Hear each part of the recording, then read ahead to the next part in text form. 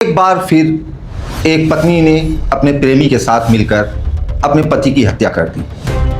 वह प्रेमिका भी 2 बच्चे की मां थी। एक बार फिर पति पत्नी के रिश्ते शर्मसार हो गए। एक बार फिर एक जघन्य अपराध को अंजाम दिया गया। एक बार फिर एक नई दास्तां शुरू हो गई। एक बार फिर आप सुनेंगे एक नई कहानी। इस बार जो कहानी है ज्यादा दिलचस्पी इसलिए है क्योंकि इस बार की प्रेमिका 2 बच्चों की मां। नमस्कार दोस्तों, नेताजी कैन में आप सभी का बहुत स्वागत है। मैं सीपी शुक्ला, कैमरामैन अनीस यादव के साथ आज आपको एक दिल दहला देने वाली दास्तां सुनाने जा रहा हूं।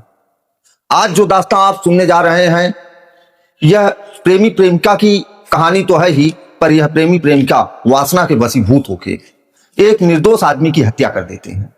यह घटना आपके मध्य प्रदेश की है। मध्य प्रदेश में मंदसौर डिस्ट्रिक्ट, थाना गरौट और गांव दूधाखेड़ी के रहने वाले थे धनराज नाथ, जिनकी उम्र थी 39 वर्ष, और इनकी पत्नी है धापू देवी, जिनकी उम्र है 36 वर्ष। और धापू देवी का प्रेमी है पंकज चौधरी, और इनके पास 2 लड़के हैं। धनराज के पास एक बेटी और एक बेटा। बेटे का नाम है नीतीश योगी और बेटी का नाम है दिलकश। घटना है 10 अप्रैल की, 10 अप्रैल 2026।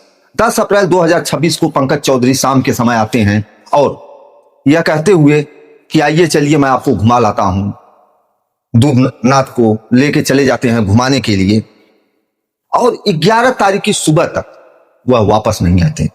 लेकिन जब वह वापस नहीं आते हैं, परिवार में चिंता बढ़ती है। बच्चे पूछ रहे होते हैं कि पिताजी कहाँ हैं, तो मां कोई जवाब नहीं देती है, क्योंकि मां तो सारी सच्चाई जान रही थी।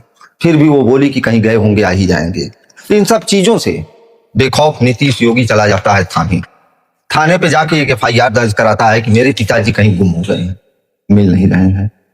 सारी घटना जानने के बाद पुलिस सक्रिय हो जाती है और धापू देवी को थाने लेके आती है।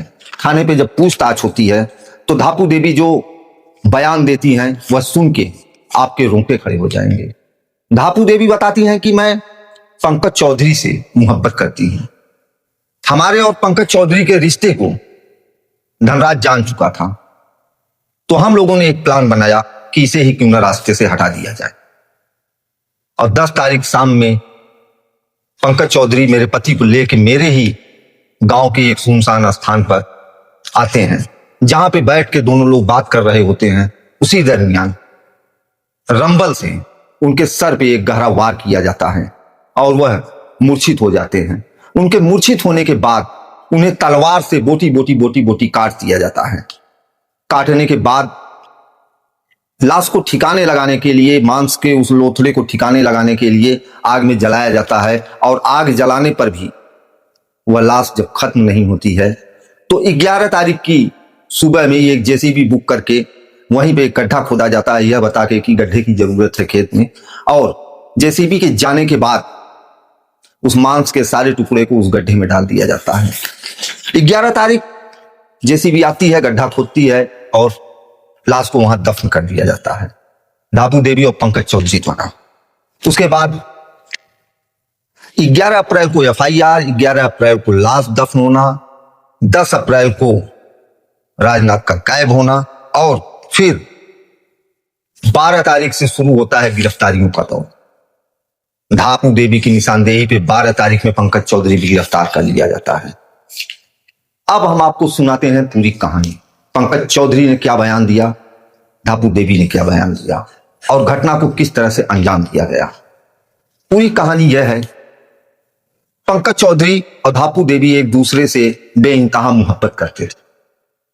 इसका शक धापू देवी के पति को हो गया था, और इन दोनों के प्यार के और वासना के बीच में लगातार धापू देवी का पति रोड़ा बन रहा था, जिसे रास्ते से हटाने का एक प्लान ये लोग महीनों से बना रहे थे और सही समय का इंतजार कर रहे थे कि वह सही समय कब आएगा जब हमारे और धापू देवी के प्यार के बीच आने वाले धनराज को हम लोग रास्ते से हटा सकेंगे।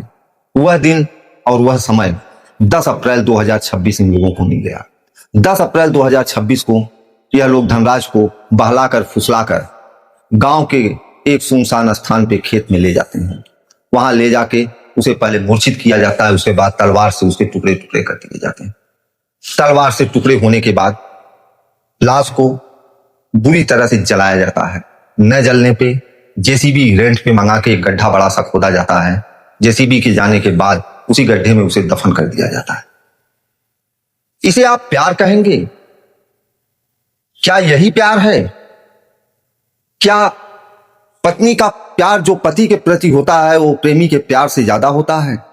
और 2 बच्चों के पैदा होने के बाद प्यार की ऐसी क्या जरूरत आन पड़ी? यह प्यार नहीं, एक मानसिक रोग है। ऐसी घटनाएं आज समाज में रोज घट रही हैं।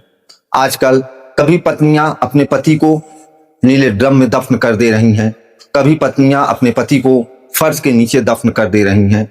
ऐसी घटनाएं प्रतिदिन न्यूज़पेपर और चैनलों पे सुनने के लिए मिलती है।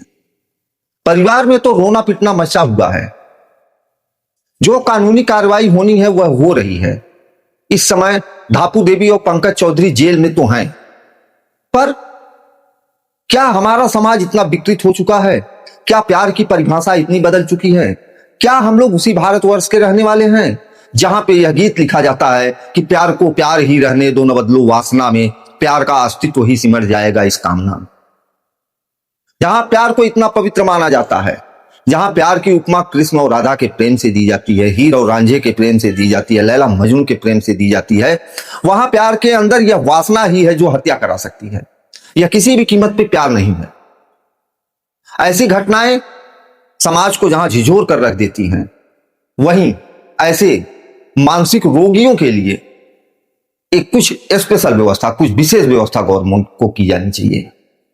अगर इसी तरह से ब्याहता औरतें अपने प्रेमियों के प्रेम जाल में फंसकर पुरुषों की हत्या करती रहेंगी तो आने वाले समय में लोग शादी विवाह से भी कतराने लगेंगे। शादी ब्याह की श्रृंखला टूट जाएगी, एक सभ्यता का अंत हो जाएगा। क्या हम लोग ऐसी एक सभ्यता का अंत करने जा रहे हैं जो युगों युगों से सिर्फ भारतवर्ष ही नहीं पूरे दुनिया में चली आ रही है? नाम बदला है पर रिश्ते वही हैं, एक साथ रहने का, निश्चल एक दूसरे के प्रति रहने का, 7 जन्मों तक साथ निभाने का वादा, कस्में, हजारों लोगों के सामने एक दूसरे के प्रति समर्पण की भावना, यह सारी चीजें एक तरफ और अंधा हवस एक तरफ। ये जो कहानी हमने आपको बताई यह कोई कहानी नहीं है, यह एक सच्ची घटना है और ऐसी सच्ची घटनाएं लगातार घटित हो रही हैं। इन घटनाओं से हमें सीख लेना चाहिए। खास करके वह पुरुष जो पराई स्त्रियों को अपने प्रेम जाल में फंसाते हैं और वह स्त्रियां जो पराये मर्द को अपने प्यार जाल में फंसाती हैं, किसी न किसी तरीके इसका अंत ऐसा दुखद ही होता है। आज पंकज चौधरी और धापू देवी दोनों लोग जेल में तो हैं, पर एक बेगुनाह 2 बच्चों का बाप मर गया। सोचने वाली बात है, अब दोनों बच्चों का क्या होगा, उस परिवार का क्या होगा? ये लोग प्यार किए हैं या वासना तृप्ति के लिए ऐसी घटना को अंजाम दिए? ऐसी और घटनाओं के साथ मैं आपसे फिर मिलूंगा। धन्यवाद, नमस्कार।